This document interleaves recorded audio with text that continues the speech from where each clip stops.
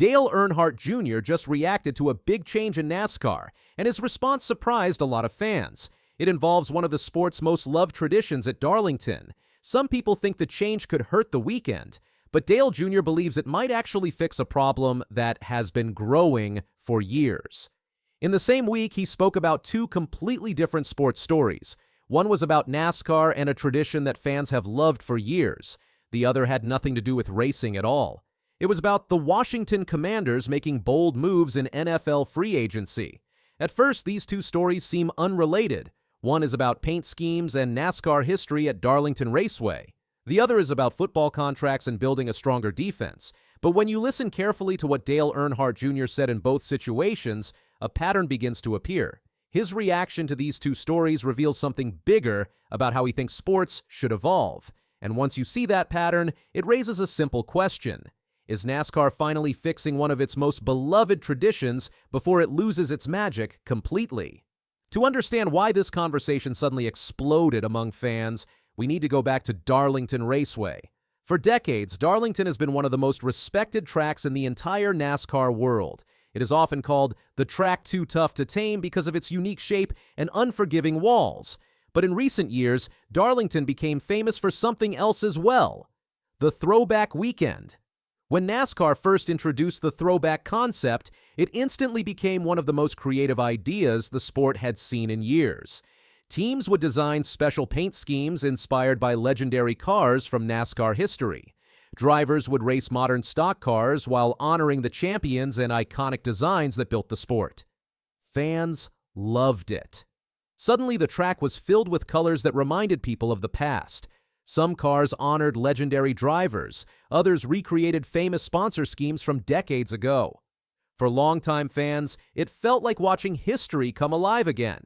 Even younger viewers who had never seen those classic cars before began learning about NASCAR's past through the designs. It was nostalgia mixed with modern racing. And for several years, the concept worked perfectly. Every season, teams tried to outdo each other with more creative tributes. Some designs recreated cars driven by Richard Petty, Dale Earnhardt Sr., Jeff Gordon, and many other legends. Sometimes teams even honored mechanics, crew members, or smaller moments from the sport's past. The weekend quickly became one of the most anticipated events of the NASCAR calendar. But as time passed, something slowly started changing. More and more teams began participating in the throwback theme. At first, that seemed like a great sign because it meant the event was popular. But eventually, the pressure to join the celebration started creating problems. Some teams began designing throwback paint schemes simply because they felt they had to. Sponsors sometimes pushed designs that did not have a strong connection to NASCAR history. In other cases, the tribute became so vague that fans struggled to understand what it was referencing. Instead of feeling authentic, some paint schemes started to feel rushed. The concept was still fun, but the magic that made the early Throwback Weekend special began fading a little. Even some drivers quietly admitted that the weekend was starting to lose some of its spark. That is where NASCAR recently made a small but important change. Instead of expecting every team to run a throwback paint scheme, the sport has begun allowing teams to choose whether they want to participate.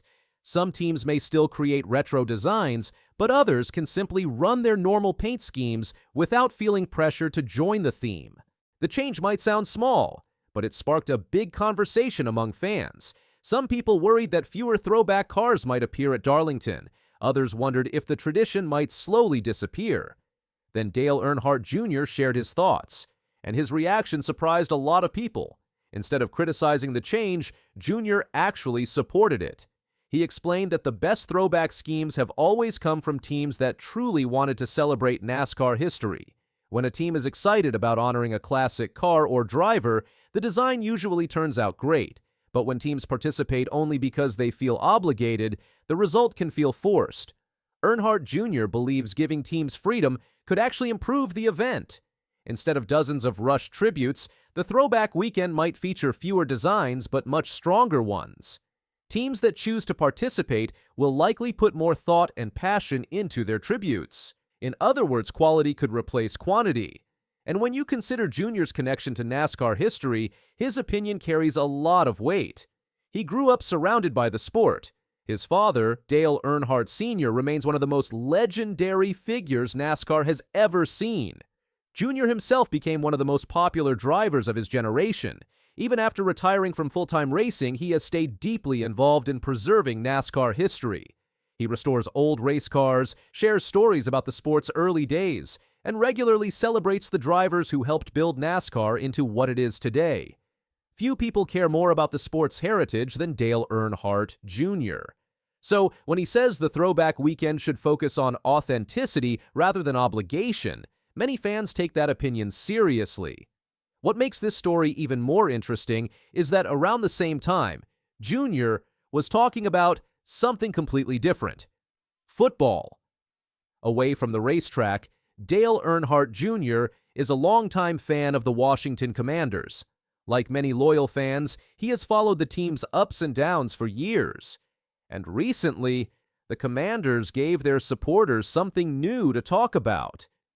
The team entered the 2026 NFL free agency period with a clear mission. They wanted to strengthen their defense and build a more competitive roster. Instead of sitting quietly and making small adjustments, the organization decided to make aggressive moves. One of the biggest reported signings involved pass rusher Odafe Oweh. The deal, reportedly worth around $100 million over 4 years, instantly caught the attention of football fans. Oweh is known for his speed and ability to pressure quarterbacks. Adding a player with that level of talent can completely change the identity of a defense. But Washington did not stop there. The team added several other defensive pieces as well. Chaisson joined the roster to provide additional edge pressure. Charles Omenihu brought versatility to the defensive line. Linebacker Leo Chenal added strength and physical presence in the middle of the defense. The secondary also received help with the additions of Amick Robertson and Nick Cross. Tim Settle Jr. returned to strengthen the defensive interior. Together, these moves signaled something important. The Commanders were serious about improving their team. When Dale Earnhardt Jr. saw the news, he reacted like many excited fans. He said the team had made some good moves in free agency and expressed enthusiasm about seeing the new players on the field. At first glance, this might seem like a simple fan reaction. But when you compare his response to the NASCAR story, a deeper connection appears. In both situations, Jr. appreciated organizations that were willing to make thoughtful changes. NASCAR recognized that the Throwback Weekend was beginning to feel forced and decided to adjust the approach. The Commanders recognized weaknesses in their roster and aggressively added talent to fix them. In both cases, the decision-makers chose action instead of simply repeating the same formula. That mindset is something Dale Earnhardt Jr. clearly respects. Sports constantly evolve, rules change, strategies change, teams adapt. But the challenge is always the same. How do you improve while still protecting the things that made the sport special in the first place?